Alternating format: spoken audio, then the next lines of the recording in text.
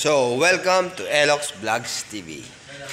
At mga kailok, ngayong araw na ito, meron na naman tayong panibagong video gagawin, mga kailok. At ito ay tungkol sa ating grass cutter.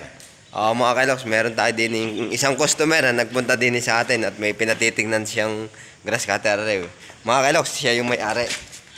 Basta kubra. Kilala nyo, mga kailok. Kasi puro manok lang iniintindi yan. Diyan siya mahusay. Kung saan may talpakan, nado doon. Kaya mga kailok, papayta ko sa inyo yung kanyang grass cutter na ipapayos sa atin. Anong problema nung yung ng grass cutter mo, boss? Tingnan mo lang, boss. Sige. Idol. Bale, nasabi niya sa akin kanina, mga kailok, sa pagka ginagamit niya daw ang kanyang grass cutter na ito. Pag daw binuhay na, yan. Pag daw ini-start na yan, mga kailok, diretsong under na yon. Na-under na rin siya pag binuhay ito. Patetestingin natin din sa ating isang kasama. Boss, yung mga pa-under rin. Buhay natin ang switch. At, yan. Tapos, ito. Ating throttle. Natin.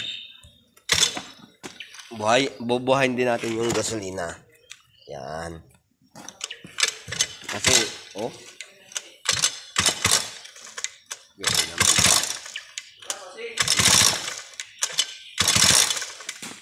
Yan o.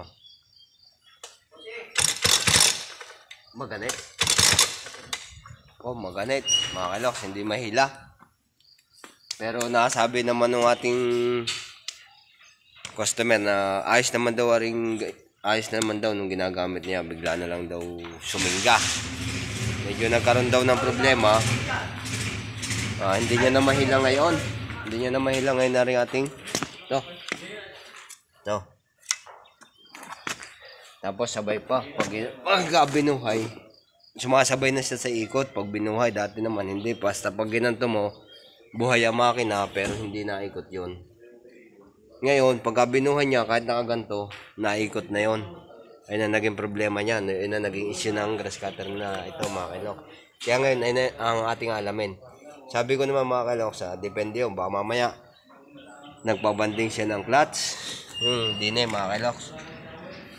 Ayan.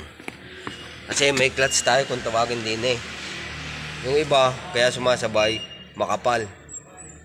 Tapos, kalimitan. Basta din nagkakadamage. Pero sabi naman nung hindi naman daw siya nagpabanding. Basta nagtatabas lamang, bigla na lang nagkaganyon. Nag-ibang andar ng kanyang grass cutter. Kaya sabi ko, mga kailoks, dito lang yun. Dito natin checks.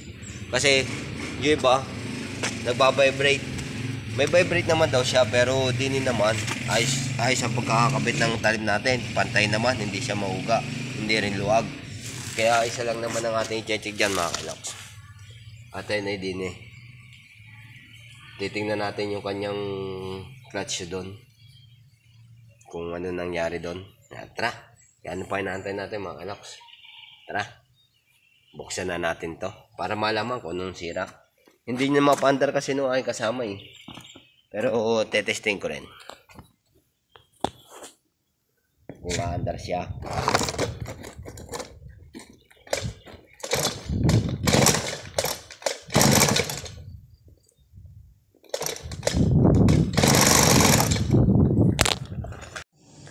Yan, mga kaloks, hindi ba natin ang pesto kasi natumba ang ating cellphone kanina.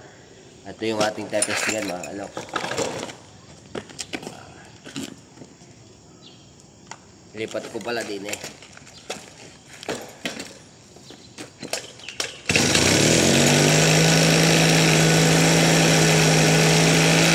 Yan. Ayun ang sinasabi nila, mga kailoks sabay sa ikot. Pagka pinatay, diretsong patay din siya. Ayun naman na naging problema nung may-ari niyan. Kasi sabi niya kahit ito ibalik niya sa dating pesto, hindi naman daw namamatay yun. Ngayon, basta tumigil siya, tigil din yun. Paano ba ipapaliwanag rin, mga kailoks? Basta pag pinandar niya, diretsong andar na rin yun. Pag tinothrottle niya, pag nire-revolusyon, diretsong andar na rin. Pero sadya naman andar nga naman pagka nire-revolusyon. Ang kuwan lang doon, Basta siya napatigil, tigil din. Tama ba? Basta kayo na ang bahala umintindi mga kailoks. Basta naging problema daw niya ay yun nga. Ang hirap ipaliwanag ah. Sige, pero dahil ganon, basta kada bubuhayin niya, diretsong andar na siya kahit nakaganito.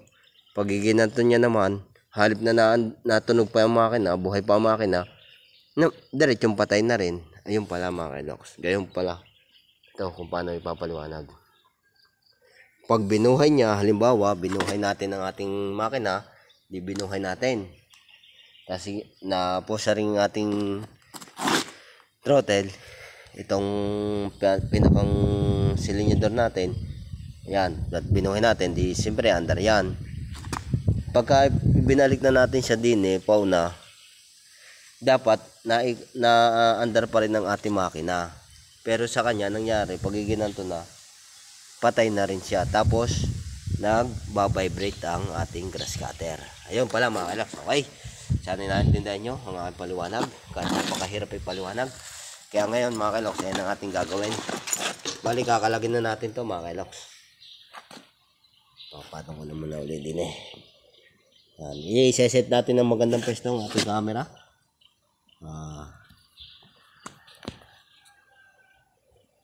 Yan.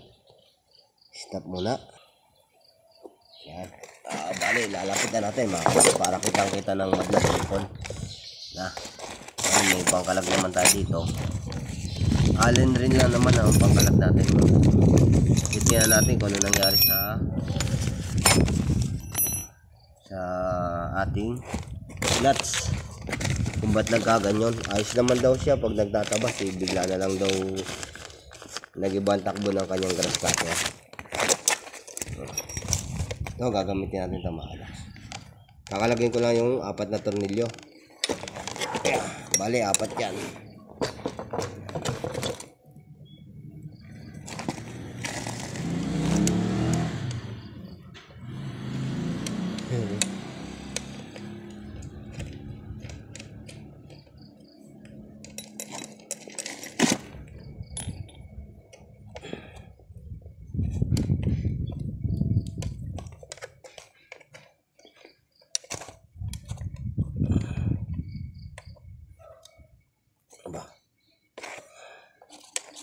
Maluluwagin lang natin tornilyo niya.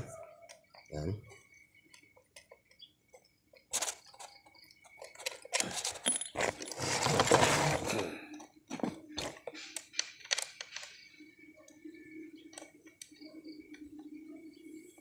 Nagbabibrate kasi pagka daw pinatatakbo niya. Pagka pinaandar niya ang kanyang grass cutter. Kasi malis na yung may-ari nito. Babalikan niya na lang daw mamaya. Pero kung mga kailoks, ganito din ang ginagamit kong grass cutter. Kasi nag-grass cutter lang naman ako din mga kailoks. Kumbaga medyo nag-vlog na rin ng konti. Makapamahagi ng konting kaalaman mga kailoks. Yung konti nalalaman ko lang about sa ating grass cutter. Hindi naman tayo mekaniko, hindi tayo professional. Magbabahagi lang tayo ng konting kaalaman o para may mapulot kayong konting idea. Yan na mga kailoks. Yan na Kaya pala mga kailoks, kung nakikita nyo ba mga kailoks kaya pala ganun, putol ang spring ng ating clutch. Ito hindi na siya nakalagay. Kasi kaya kaputol. Kaya pala nagkaganyan ng kanyang grass cutter. Putol. Bale, ayun ang ating papalitan, yung spring. Pwede pa naman to. Ilang beses na kasi nangyari sa amin yung ganitong sitwasyon. Kaya medyo alam ko na kung ano yung kukut-kutin mga kailoks. Pero sa loob ng makina, bihira pa naman ako magbukas niyan. Sa labas lang. Yung mga basic na sira lang ang medyo alam pa natin mga kailoks. Kakalagay natin to kasi papalitan siya ng spring mga kailoks. Bale, mga kalos, sa tingin ko mukhang hanggang dito na lang uli ang ating video for today kasi inalam lang natin kung ano yung sira ng ating grass cutter. At papakita ko rin sa aking customer na palitan na ng spring, i-order ng spring o kaya umorder na siya ng bagong clutch shoe. Pero kung gusto niya makatipid, pwede namang umorder na lang siya ng spring. Kukunin natin yung sukat nito.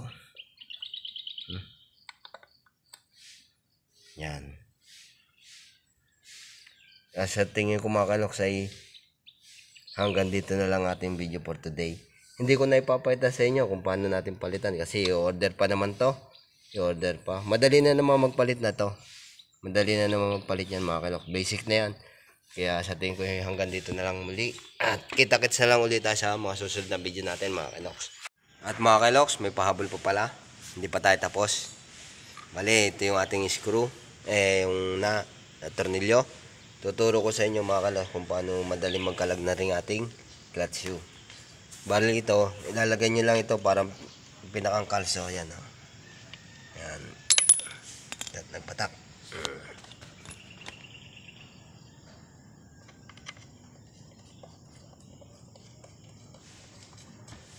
Yan. Hanggang sa siya ay tumukod doon sa pinakang loob para pinakang kalso siya. Kakalagin natin to mga kaloks. Kukuha lang tayo ng kasukat ng pangkalag. Yan. Ito pwede na to. Yan, pwede na to. Hihigpitan na lang natin to ng konti.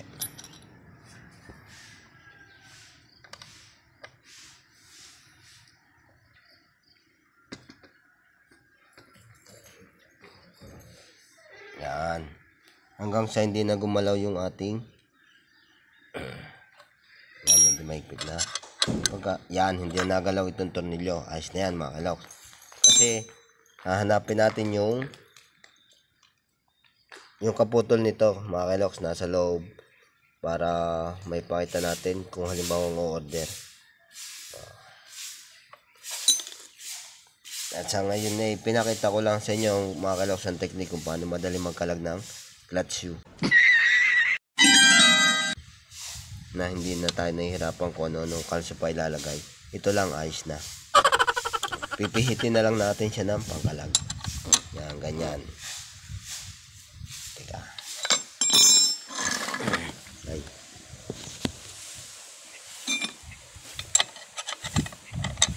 Saka mga kailok, may washer yan din sa loob. Kaya maganda medyo nakatagilid ang ating pagkakalag niyan. Yan rin nakatumba.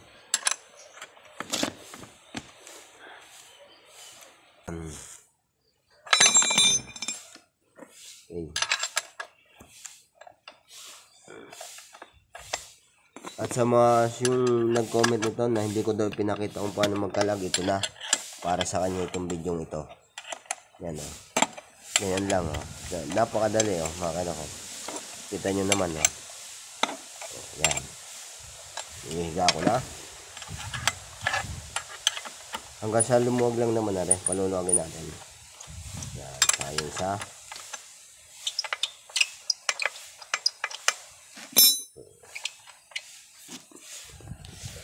yung iba ayaw ihiga tong ganito kasi may matatapon ng gasolina. Sa atin naman, medyo wala namang ganun laman yung tangke natin kaya pwede natin itong ihiga.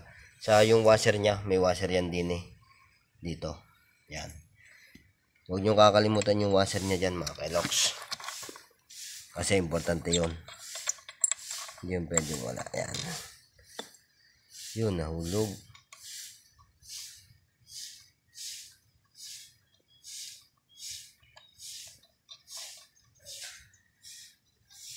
Yan. Ito yung washer niya. Tapos sa kabila din, ganun din. Ingatan lang natin mahulog.